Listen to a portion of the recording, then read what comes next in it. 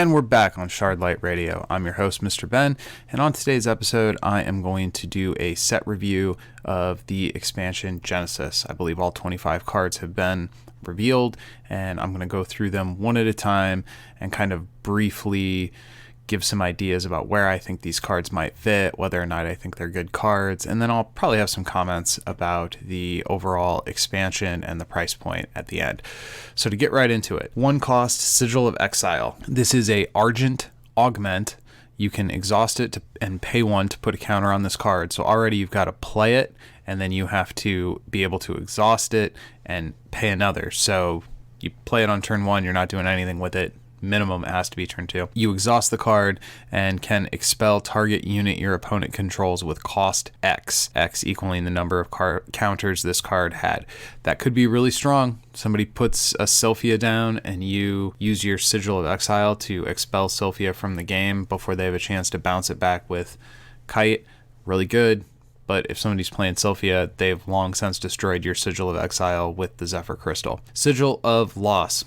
Obviously also weak against the Zephyr Crystal. This is a Argent Augment, exhaust, pay 1, put a counter on this card, and you can sacrifice the card to exhaust and sacrifice the card to expel X target cards in your opponent's discard zone. That's some great Ergon hate that is good against any deck that wants to do KO pile shenanigans, but again, it's an augment and it's one that you have to invest in turn after turn, and it's going to feel real bad when you get 4 or 5 counters on this and then it just gets killed. Sigil of Renewal, 1 cost, Argent Augment, pay 1, exhaust it to put a counter on it, and then you can sacrifice it to add target card with cost X from your discard zone to your hand. So this is a little bit of neutral recursion. There isn't a lot of KO pile recursion in the game. This is a cheap way that any color could get some of that.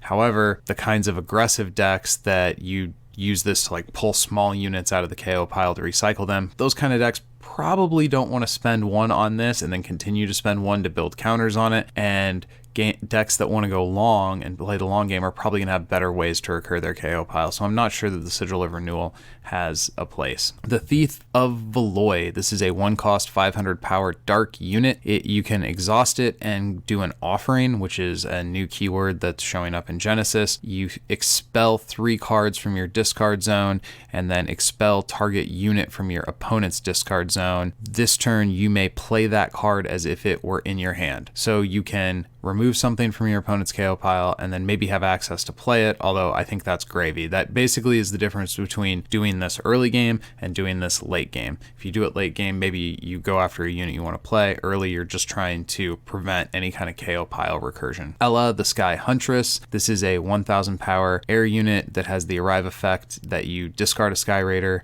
or an airship, and if you do, target unit loses all abilities and cannot attack while you have this card. Now at 1000 power, Ella is weak to being killed by a whole bunch of game effects, but that's pretty good. I have a feeling that if enough effects exist in the game that you can effectively protect Ella, this card is going to play a role in a really annoying control deck at some part. This was also the card that was made to look like Viva Valentina, who cosplayed as Hoenna at Indie Champs. Next, a 2 cost light augment called Vriska. I'm not sure how to say that. We'll call it the Scorpion Hammer. It is a gear. You equip it to a unit. That unit gets plus 1000, and if the equipped unit destroys a unit with Guardian, you can switch the unit to active. That's a really strong, cheap gear. 1000 power for 2, plus the ability to maybe attack more than once. I like it. Seems good. 2 cost, Air Spell, Melody of the Ages. Target unit or augment loses all abilities. Then, if there's a destroyed air tower, destroy that card. I think it's fair to say you're not going to want to play this before an air tower goes down. Blanking something's text, then killing it protects you from any kind of ruined triggers, but just blanking the text without killing it, sure, there's going to be times where that's useful, but more often than not, I feel like if this card's in your hand, you're going to want to be greedy with it and get the full effect. Seems decent. Seems good. It can be played around a deck that's running Shard Beast, so could be very good. Serena, Witch of Sealing. Arrive effect, you may reveal 2 different spells from your hand. If you do, target unit your opponent controls cannot use Guardian this turn. She's a 2000 power unit herself. That's good power for the cost, and in like a Jillian deck where you've got a handful of spells, the ability to just turn off your opponent's guardian could be quite good. The thing that I'm not sure about is if it's a deck where you're going to have a lot of spells, are you worried about being aggressive enough with your units where this is the way you're going to deal with a guardian? I'm not sure this card has a place yet, but it's not a bad card. I'm just not sure the deck it goes into. 3 cost, 2000 power, fire card, Spawn of Bahamut. It is a dragon, and when it arrives, you may reveal 2 dragon units from your hand. If you do, search your deck for the altar of the dragon god and add it to your hand. This card by itself is not going to push the dragon archetype into top tier decks, but every little bit helps, and dragons are not terrible already, although they're probably one of the overall lower power level of decks. But things like this that let them get powerful cards like Altar of the Dragon God consistently are definitely going to do some work in making dragons a more popular choice. Next up, 3 cost, 1500 power light unit, the Black Rose Knight. This card has Brawler. Brawler is kind of like quickness and target attack, but so quickness lets you just straight up attack, which includes attacking towers. Target attack lets you attack ready units. Brawler lets you attack the turn you come into play, active or exhausted units. So you get a little bit of that target attack flavor, you get a little bit of that quickness flavor, but you can't use this to burst somebody's face and win the game. Still, very strong power in terms of controlling the board. It also has the arrive effect that you may equip target gear from a unit you control to this card. While this card is equipped with a gear, when this card or a unit adjacent to this card attacks, you may draw 1 card and discard 1 card. That is a lot of text. So moving a gear from another unit to this unit is obviously good in situations where you need 2500 power to get through something. So you attack one guy who has a shard dagger or something, then you play Black Rose Knight and you move the same shard dagger over to him and you get to attack again. That makes sense. The other power about being able to draw cards when this unit or adjacent units attack. First of all, I like adjacency. One of my favorite things about Versus is the way the rows work. One of my favorite things about Hearthstone is the way adjacency works. I think including those elements in the game adds a wrinkle of strategy that I miss when it's not there. So I like that this card has these things that trigger off adjacency. Is he good enough if he doesn't have a gear on him? Probably not. I bet this card sees play though. This seems like a good card, especially if it's a really aggressive light strategy where you're going to be gassing your hand out early. This guy provides you with a way to refill that hand. Next up, 3 cost, 1500 power, fire affiliated Void Fire Dragon. While there is a destroyed fire tower, expel 2 or more fire units from your hand whose combined cost is at least 6.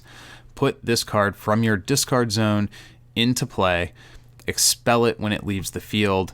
It also has the ruined effect, add target expelled fire unit you own, except Void Fire Dragon, to your hand. So when this thing dies, you can get back one of the 2 units you expelled if you put him into play using his alternate casting cost. 1500 on a 3 cost unit is not the best, but I think what makes this guy good is the ability to put him into play without having to use Shardlight for it. Because you're putting him into play, this would of course get around Shard Beast restriction, and then on the back end, when this Void Fire Dragon gets ruined, you get a little bit of a refund on what you paid to put him into play with his alternate cost. Seems really solid, particularly with the Spawn of Bahamut. Again, not one of these dragons makes me go, oh wow, that's going to break dragons. But every dragon, they just get a little bit better, and it's going to happen. There's going to be a dragon deck at some point. 4 cost, light unit, 2000 power, the Warden of Vriska. I need to figure out how to say that. This unit has Brawler. Again, good new power. Arrive. If there's a destroyed light tower, search your deck for the Scorpion Hammer and equip it to this card. That's great. In a deck that wants to run the Scorpion Hammer, this is a perfectly acceptable 4 cost unit. He's already got the ability to attack something and kill it, and then ready and attack something else with the Scorpion Hammer. Great all the way around. Return to Slumber. I did a whole show on that. Not going to talk about it today.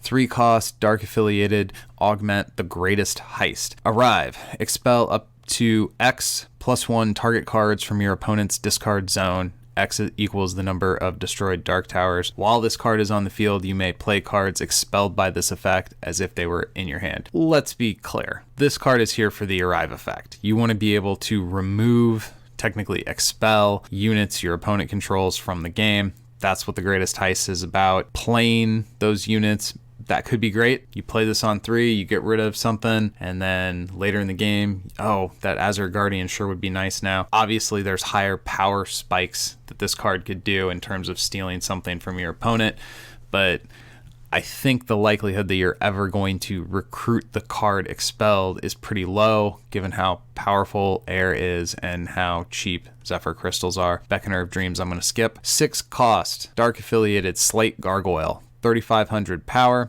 When this card attacks, add a unit with cost 5 from your deck to your hand. That's very specific. You get to search out a 5 cost unit anytime this guy takes a swing.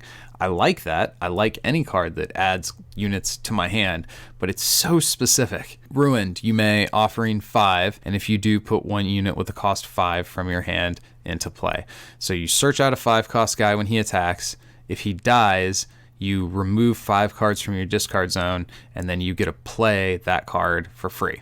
Well, you put it into play. I need to always be careful to say put into play when I mean that and not play. Decent. I think this card could see some play. I'm not really excited about any 5-drop that I'm thinking like, yeah, I get to use this with an Ikuma Juggernaut. Okay. I get to use this with a Beckoner of Dreams and expel my entire KO pile. Next up, 6 cost, unit, Air Affiliated, 3,000 power, Songstress of the Cloud Sea. Exhaust. Reveal the top 3 cards of your deck. You may add a unit from among them to your hand.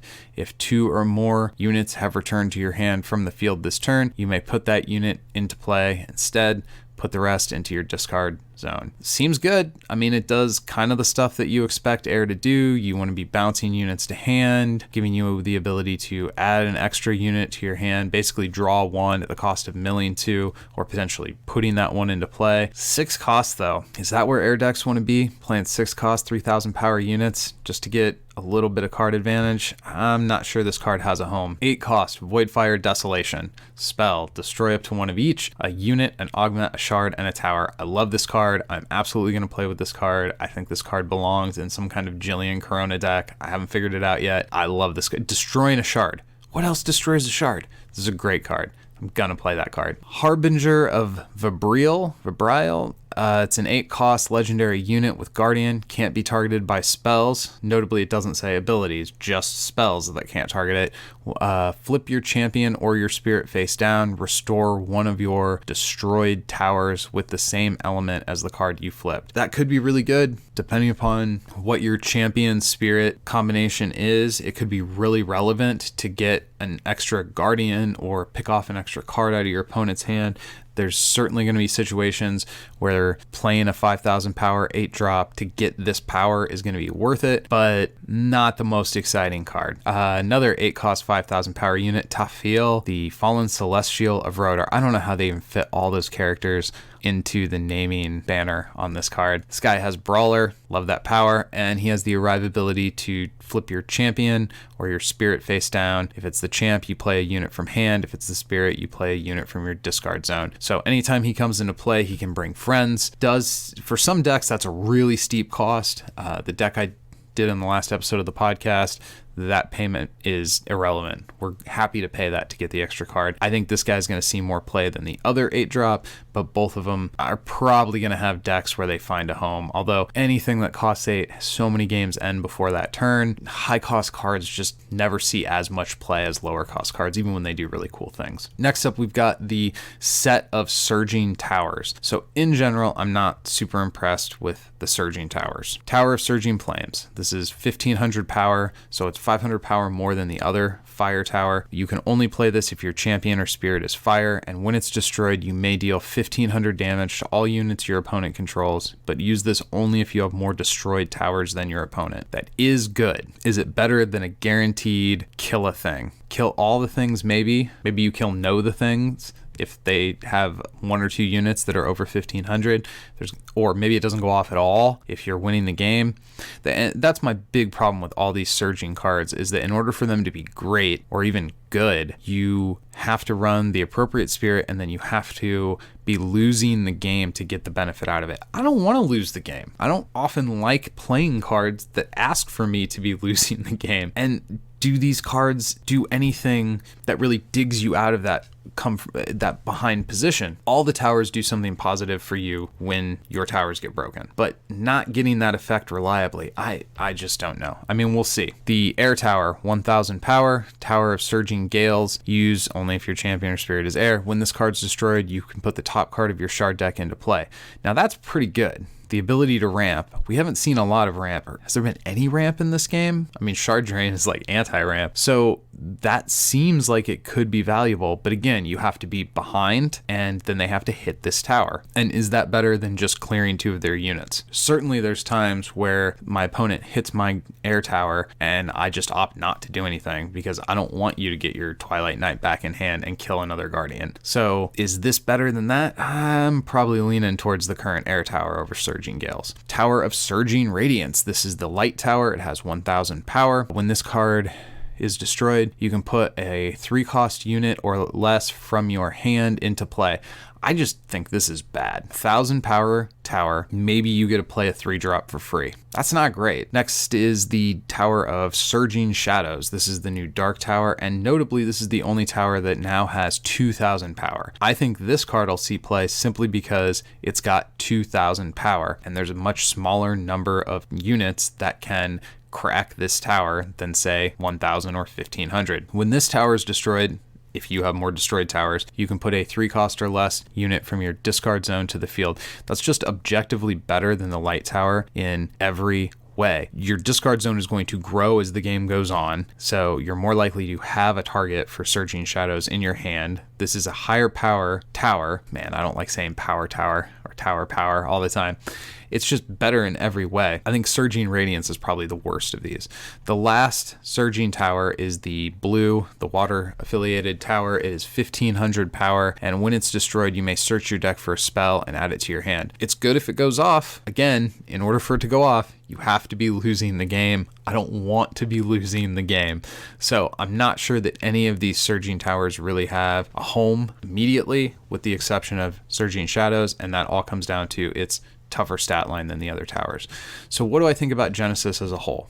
Well, first of all, there are 8 of these cards that are also going to be featured as rares in set 2. I'm not crazy about that. I felt like the price point at paying $1 a card, basically $25 for 25 cards, that price point on Generations was a little rough because many of those cards I already had. The first pack gave me a whole bunch of new stuff. The second pack gave me a little bit of stuff I still needed. You end up having to buy 3 to get a playset of Shard Beast and I guess Arbor Carbuncle, but I don't need a 4th copy, well, technically a 5th copy of Eragon, say. Actually, even more than that. I bought 5 boxes of Betrayal, so I have many copies of the box topper champion. So the redundancy there didn't feel great. The Tower Guardians, sure, people want those because most of us only bought 1 copy of the intro decks, but the amount of stuff that you don't need at that price point felt a little rough. I kind of feel the same way about Genesis.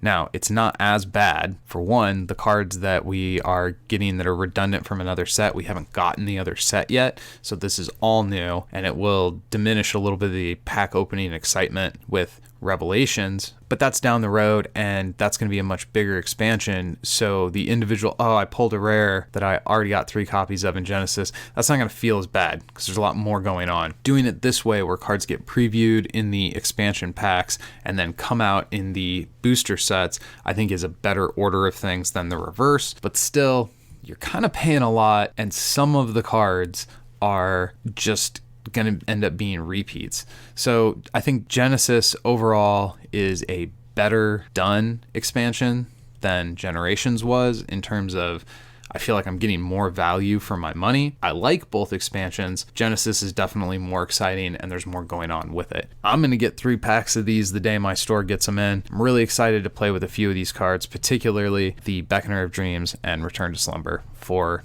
self-serving, selfish reasons. Anyway, that is my Genesis set review. Thanks for listening to the show. Until next time, go win some games.